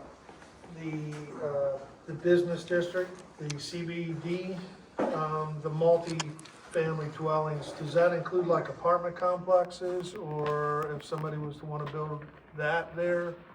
Or because you kind of mentioned, okay, you might have multi-family where, or the dwellings where, okay, you have a business and an apartment upstairs, or a business and apartment on the first floor, but would that also allow the introduction of apartment complexes in that area? Potentially. So the language currently reads in the central business district that there can be no ground level apartment use or residential use entirely. There can be upper floor residential use. We have had some inquiries, and there are some examples where there is a commercial frontage on the ground floor, but maybe the building is big enough that there actually is also one ground floor unit in addition to maybe 2 or 3 upper story units. And so that one ground floor unit is essentially non-conforming. As an example of maybe the Evans building, that's a very large building. The market probably wouldn't support the entirety of, let's say it was 2 stories, or they wanted to do 2-story development. Or actually, no, let's keep it 1 story, as it is right now. I don't know, is it 20,000 square feet, maybe 15,000 square feet? The market might not support 15,000 square feet of commercial or office space, but it could support some maybe ground floor units in the back portion, or maybe half of the square footage, as long as there's the commercial or office in the other half. And so it provides the planning commission the flexibility, and it also provides the market to dictate a little bit more about what should be the specific percentage of the floor areas dedicated to commercial versus residential use. Again, trying for market viability, and in many cases, having more, a couple more residential units could make or break your project. Yes, but to answer your question, if it's a very large site, I suppose, there aren't many, I suppose there could be the opportunity to have a mixed-use building up front and maybe a residential separate building in the back if it's big enough. In theory, this would open the door for that as well. And then the other question is the reduction of the square footage in these different buildings, be it the one family or the multi-family, but more specifically, I guess, the single family. So obviously, if it's smaller square footage, the value or the price of the home is going to go less, which would also impact the surrounding homes' values as well, because everybody's home, I believe, is based off the value of the surrounding homes in that neighborhood. So that would be a concern with the existing people, that if we bring these facilities in or buildings in that are smaller houses and stuff, that now my property value is not worth what it was. I'll say to that, I'm not an assessor. That's not my training. The changes in the R3 district, for example, the current minimum is 960 square feet, and it's proposed to be lowered to 800 square feet as a possibility. I believe the house price is based on the price per square foot, and if you have a larger square foot, then your price is going to be higher. But I don't know, and maybe I would argue that comps are based on price per square foot, not necessarily the relative or the total price. So I don't know that it would affect the value just because my neighbor's $10,000 less, but if I have more square foot, my value would make sense that it's more, that the price per square foot. I can't speak to that. This is just my speculation. And I think, the value of a property also is, from a visual perspective, you probably would find it hard to differentiate just if you're standing on the sidewalk. Is this 960 or is this 800? You're looking also at, of course, the quality of the neighborhood and the quality of materials and things of that nature. So I can't speak to specifics, but I'll just offer those thoughts. And then thirdly, if there's the possibility of more apartments and stuff, would be I guess 2 parts. One is the amount of traffic in the city, right? We increase the number of homes, we increase how many people can have duplexes. Right now, instead of having 2 cars, you have a duplex. Now you've got 4 cars for that one resident. We have issues with parking now, and traffic. I hear people say, we've got traffic's really increased in town. We start adding those homes to the city. Now does that increase traffic more? And then, The other part of that is, you know, I know a lot of people like Linden because it's a small town and it's got that small town feel.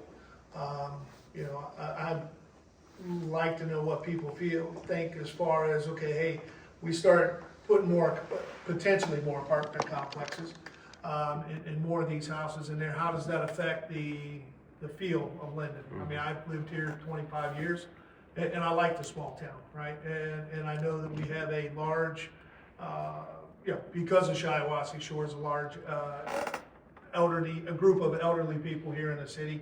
How do they feel about, you know, changing it, making it smaller homes, more traffic, you know? And I guess that would be a question everybody asks, how does that affect our appeal, you know, of the town? So, and that wasn't really a question, it was more of a statement, and we did have a conversation on the phone. I really appreciate that, it was very helpful, yeah. I'll let somebody else speak for a little bit. Thank you. Councilwoman Todd. So in comparison of the proposed changes on the zoning map that's current, it looks like you've more or less fit those different, like the three-family house dwellings into areas that already have similar. Yes, if you look at the, that chart, maybe Krishna, if you want to pull that chart back up. Many of the changes that we're proposing are in the R4 district, which is already our multiple family residential district, where, yeah, absolutely, you've already got the allowance for apartments in there, and we're just defining that a triplex also is allowed in there. I thought that's what you had said. Yeah, so the only change to the R3, which is a single-family residential district, is the potential for accessory dwelling units in a very limited and restricted manner, and even townhouses. So attached units, up to 4 attached units, only if you have a greater minimum frontage and a greater minimum lot size. Okay. So that's what I had thought you had said. I went to the planning meeting and I heard you say it there, and that where these changes are, or updates, updates are occurring to the zoning, are pretty much in the areas where you already allow the multi-purpose. There's one question I have though. So I'm looking at the color coding on the zoning map. I figured, you know, it's always good to read about zoning changes when you have the map in front of you. You can clearly see that really isn't much of a change. But the single-family residential R1 is in white, and so is the cemetery. What's going on there? The cemetery? Cemetery's white too. It's like, okay. Yeah, just in zoning, that's an interesting question. Zoning doesn't often create, for example, a government or public or semi-public specific zoning district. Most in the way that it is in Linden, all of our residential districts allow public parks, governmental buildings, cemeteries, schools, in some cases churches and things of that nature. So that's why you might see, why is the golf course zoned R1 single family residential? Because that district does actually allow residential use. Right. And I think to your point as well, it's good to have the zoning map as a comparison to see, okay, we're talking about some changes to the R3 district, and you look at what land is actually zoned R3 district. Right. It is really just the neighborhoods immediately surrounding the downtown area. And then in terms of the R4 district, where we are making some changes here, there's a handful of properties that are kind of scattered. Most of them already have multiple family residential development on them presently. So I appreciate the point that this isn't opening the door necessarily for dozens and dozens of properties to then be turned into apartment complexes or something like that. And I think you explained it at the planning commission meeting, that this wasn't upgrading and getting those terms that, you know, have changed over the years, updating all that. You did a That's lot, true. you did update the definition section. I read through the whole thing. I saw that you updated definitions and just carried it throughout the document. Yes, Right? yes. Okay, that's it. That's all I have to say. Councilwoman Simons. I understand. Thanks for asking the questions, Pam. Thank you for bringing it back to us one more time. I really And I don't have any other questions. Okay, Councilwoman Miller. Can I wait until council member, Dix?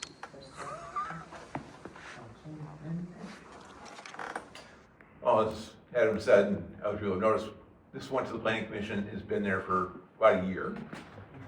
There's been public hearings held, many back and forth, and there really, again, as Adam, there aren't very many changes really to the principal R1, 2, and 3 districts. It allows for some more multifamily, to address Councilor Link's concerns of, housing prices. A house is assessed for price by square foot. When an assessor does an assessment, it's by square foot. So in my neighborhood, I have a 2,000 square foot house across the street from my 1,500 square foot house, and so on and so on throughout the neighborhood. That's the way it was built. But they go by the square footage when they come in and do an assessment. Our biggest concern for traffic, if we built out every square inch of Linden, we might be able to get 400 more units in Linden. I think it's about the number that's been battered around. There's 1,000 housing starts in Benton Township on our borders right now that we have no control over. That's what's coming through Linden. Yeah. That's the traffic that we can't have, that we have no control over, and that's what we need to worry about. If we, we'll never build out the full capacity of Linden, because there's just people that have our legacy property owners that aren't gonna sell. Linden doubled in size in the last 20 years. You go to the assessment, most of us in this room were probably here in the last 20 years when it doubled. We didn't notice, but now the township's building out, we're seeing the effects. So this right here just lets us control what we're gonna build out. It's not gonna be apartments, because apartment buildings can't be built right now without government subsidies. You just can't. I sit on the allocation committee at the county, and people are always looking for handouts for money to build them when they can't build them and make money. Ann Arbor just approved a 320 unit apartment complex on city-owned property that they're also contributing $40 million to the build over 10 years. So there's just no money in apartments right now. It'd be very tight to come into Linden and build apartments. So this is just an update to our ordinances to help us go forward. Again, the definitions weren't there. It didn't mean they weren't gonna be able to come in here and ask us for it, because they would, but now we actually have it in black and white that says you can and can't do this with townhouses. And the main thing we did take out was the large adult foster care in R1 and 2 residential. You could add up to 20 people in there. We have to stay within the state guidelines for everything else, but that one was one we could take out. So all in all, I think it's pretty comprehensive. Adam, the other question I have. So when you're putting down bed and breakfast, is that Airbnb? So the city has a separate short-term rental licensing ordinance that was adopted, I want to say 2 or 3 years ago. So no, a bed and breakfast is not a short-term rental. Any house in the city could be, in theory, turned into a short-term rental, but it would have to comply with the city's short-term rental licensing ordinance that has a myriad of rules and requirements. In the zoning, the term bed and breakfast refers to when somebody has a home and they rent out for basically like a motel, and they also can provide the breakfast, a certain number of rooms. It's not short, it's more like a hotel, and it's technically not a short-term rental per the zoning ordinance. That's a good question. Do you have anywhere in this is about the Airbnbs? This language being proposed has no impact to the short-term rental ordinance that was passed 2 or 3 years ago. And in fact, short-term rentals are not addressed in the zoning at all. It's all addressed in that short-term rental licensing ordinance, which is in the general code of ordinances. That's not in the zoning ordinance. Okay, that answers a lot of questions. That answers a lot of questions. Thank you. No other questions? So I have a couple questions / flash statements, we'll start with the statements. Jerry got into my mind and pulled out everything I was thinking, so thanks for that. We spoke for a half hour. So I too do get concerned because I know that Linden does very much want that small town feel. A good part of the residents do in fact want that. And I don't know how this could change that when I'm looking at some of the proposed areas. And most definitely when you're dealing with Bridge Street. So I guess the question that I have is, has anyone, and I know they're expensive, but traffic studies, have we looked at this at all? And to do a traffic study, as we have got, they're closing Thompson Road to put 2 roundabouts. All of that traffic is gonna be coming into Linden, plus everything that they're building, plus then anything that we're building. That's a lot more additional traffic, and I have sat and watched light cycles go and people not even be able to turn at Bridge and Broad because the traffic, we're already there.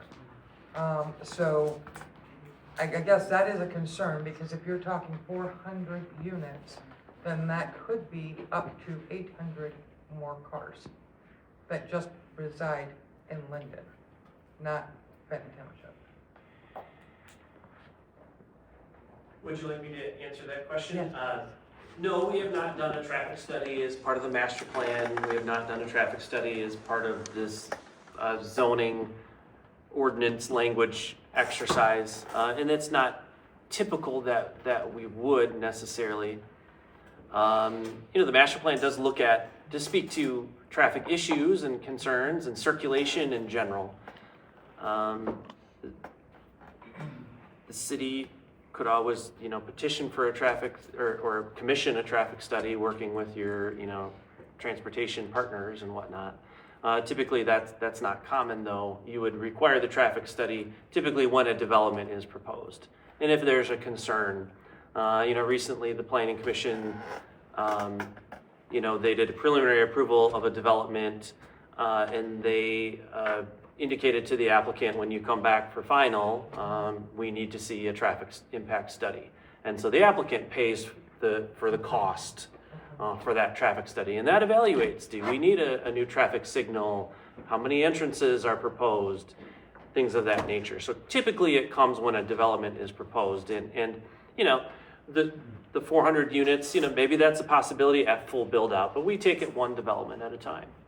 And so what this language does is not approving 400 new developments. It's approving the opportunity for property owners to present us with market-supported development projects that may include housing, and us the opportunity to approve them if they're the right fit for the community. Thank you. Madam Mayor, I have one more question, if I could, please. I know you spoke of the lot sizes changing on some of these, and most of that's in the R3 district, I believe? There are no proposed changes to the minimum lot sizes in the R1, R2, or R3 district. The only change is for the new ones that we're potentially allowing accessory dwelling units and townhouses in the R3 as a special land use. Those come with a minimum lot size that's greater than the minimum for a single family dwelling. Right, okay, yes, yeah.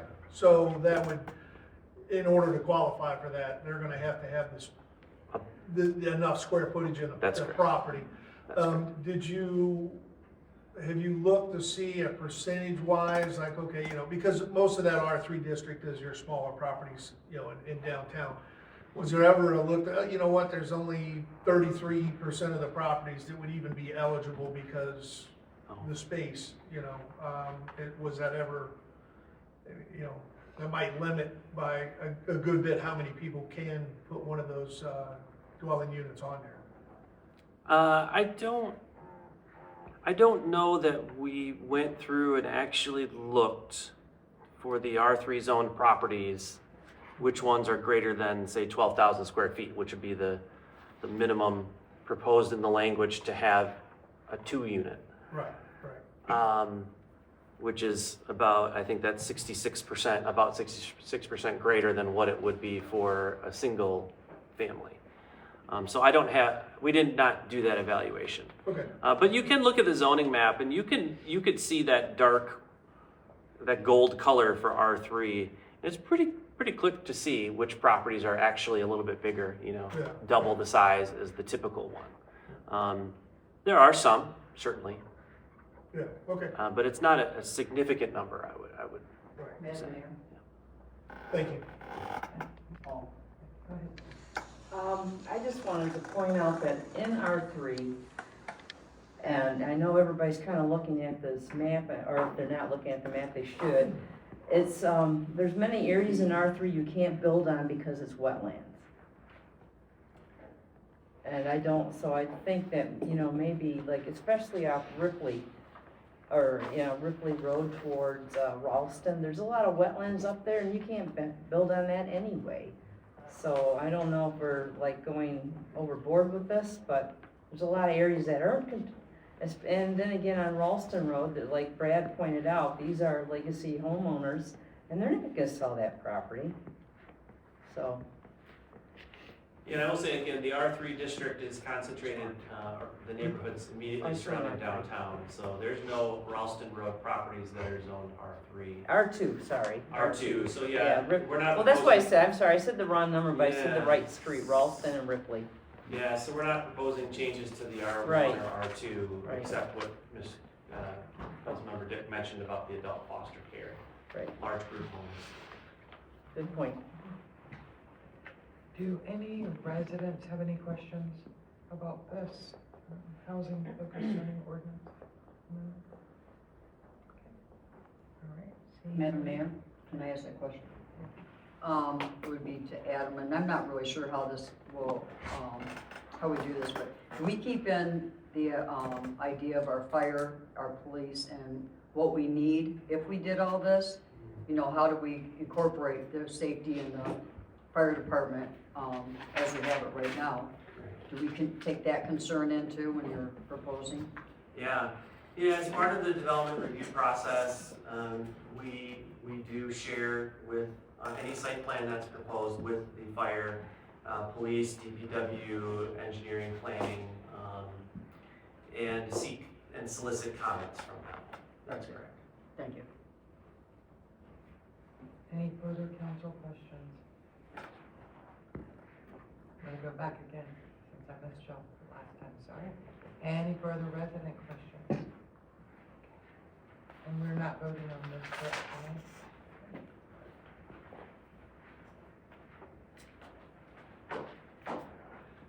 We're at the manager's update, please. Yeah, just a couple of things. Tessa and I are meeting with MTA tomorrow to finalize shuttle services that would, it's a pilot program that we would partner with them on to get them to trolley services to Clinton. And that's free and eligible to anyone within the city limits. We would have 4 stops within the city limits. Again, we're working to finalize that. We'll get the information out as soon as we have it. We're just a little bit, we're waiting on the state for the mill project, as far as the permit specifically right now.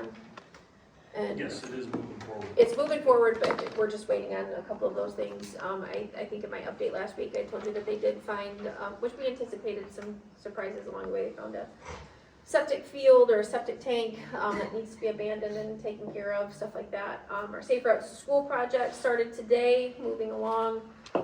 We're working with Southern Lakes Parks and Rec to finalize our agreement and things, and so Brooke is working to finalize the audit and hopefully presentation to council in November, and we're also working on the start of our new year and budget, getting things ready for our budget within the next year, so. Yeah, that's all I have. Thank you. I missed your last meeting. Patrick, who sat in for me, gave me the upshot of it. I understand that there was some discussion about recording of meetings, etc.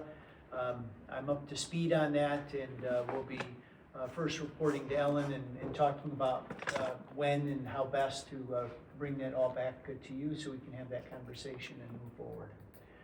Other than that, that's all. Thank you.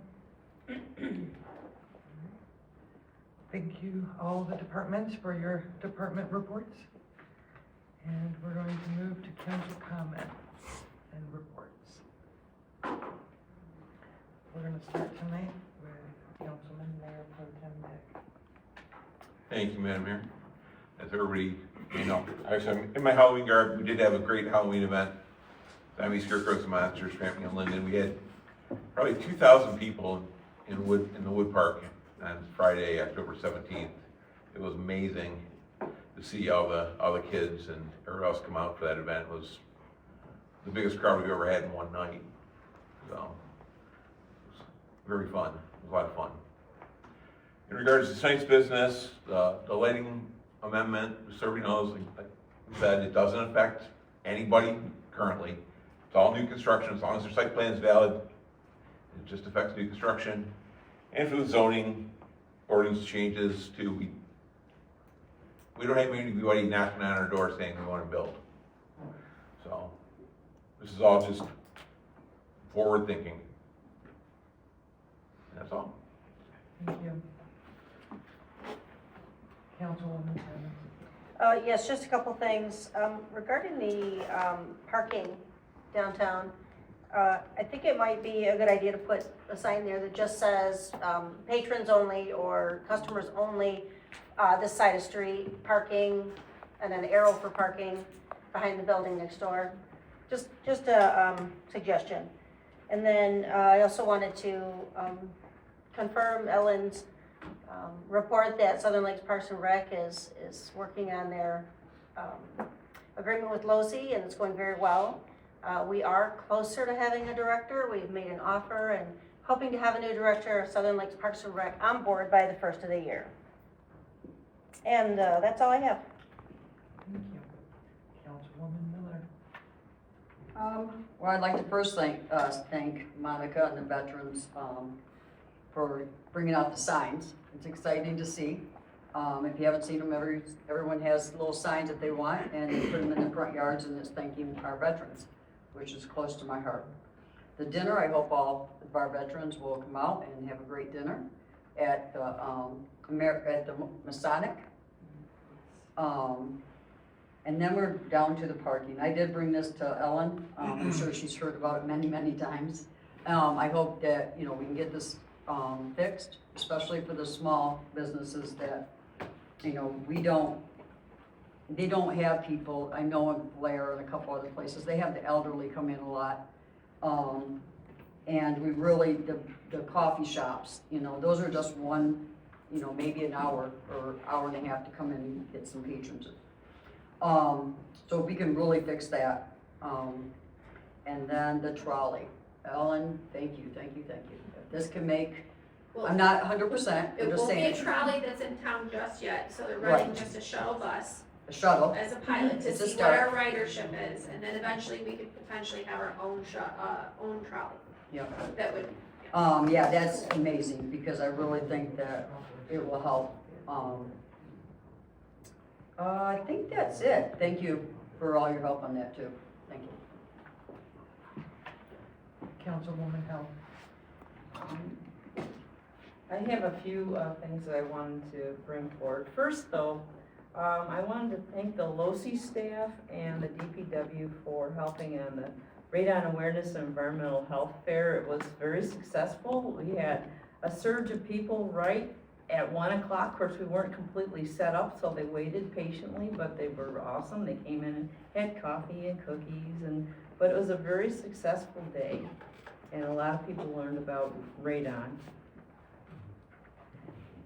I would ask them in the audience, but they're out there. Anyway, I wanted to say that I was making a left turn onto let me get my directions. I'm a little tired, it was a long day. Eastbound Broad Street at the corner, so going south on Bridge Street, right at that corner. And I was stopped way back from the line because something told me just stop. I stopped way back from the line. And sure enough, if not a big semi, was it bigger than most semis? I don't know, but it seemed to be a real long one, was struggling to get around the corner, went over the curb, and I almost got hit. And I was actually on the not hogging, but I was closer to the right side of the lane and way back from that line. And that scares the heck out of me that he's got these huge semis. They can't even maneuver around that corner. And so, I'm not saying anything, Scott, I'm just letting you know it happened to me. And it scared the, out of me. Anyway, I'm sorry, I'm just bringing it up.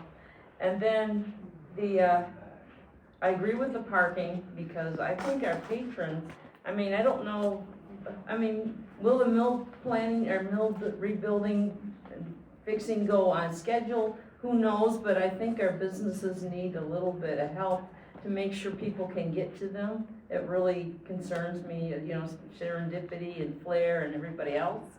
I just think they need a little courtesy and respect, and if people, able-bodied people are parking right there, employees, I think just a patron sign would be okay. I know you can't enforce, I know it's hard and you're low-handed. We need more officers, dang it. Anyway, and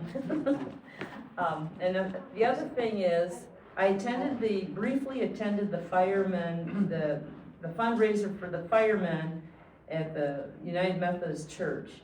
And I donated, but it brings up a point. Why are they having to raise funds to buy basic needs like helmets and stuff?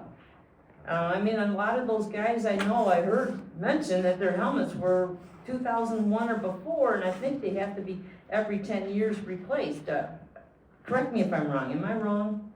Did I hear that right at the fundraiser? I don't think I have anything that's 2001. Okay, well anyway, I'm just saying, I'm sorry, maybe I'm out there, but 2011 I think it was. It's a gesture on their part, they just want to help out. Right. Well, I was just wondering why aren't we just purchasing those needs? We do what we need. Okay, all right. I'm sorry, but when we attended the fundraiser, I just was wondering, that's all. And then, I wanted to make sure with all the upgrades to our water system, have we checked all the fire hydrants to make sure they're adequately working, up and down to the high school and back, or wherever we service? So every spring and fall, we flush hydrants throughout the community. So we get our hands on every single hydrant to see if they're working or not. Do we have some in the community that aren't currently working? Yes, that's not unusual. I just was wondering. We're aware of a couple. Some of them are older, and we're having a little bit of difficulty getting some parts up for some of them. So we may have to change the entire hydrant. Right, I'm down. I just was curious because I got thinking about, I know we've done a lot of upgrading, but did we pay attention to the fire hydrants? That's all. No biggie. Good. Okay, does anybody mention anything about parking? Yeah. Actually, I would like to bring a little bit more and ask, obviously it sounds like quite a few of us are interested in looking at possible solutions. If we could add that to like the work session, I know that's in January, which really isn't gonna solve the immediate problem. But if we could just maybe throw that in as a work session topic to kind of maybe come up with some ideas to make it better than what it is. Maybe there's not, but at least it's gonna be discussed. So, and that's all I have. All right, well, I might as well start with the parking too, since everybody else went there and it's on my list. I just wanted to see if, once you've had the conversations, Ellen, if it is possible to update council on those conversations with Wax, Serendipity, wherever it is, whatever you have said, just so that we're aware, and we're not stating something that wasn't correct. Because as we're out and about, I know we're all getting asked, what can we do about the parking? So I want to make sure that whatever we're saying matches up with what you're saying.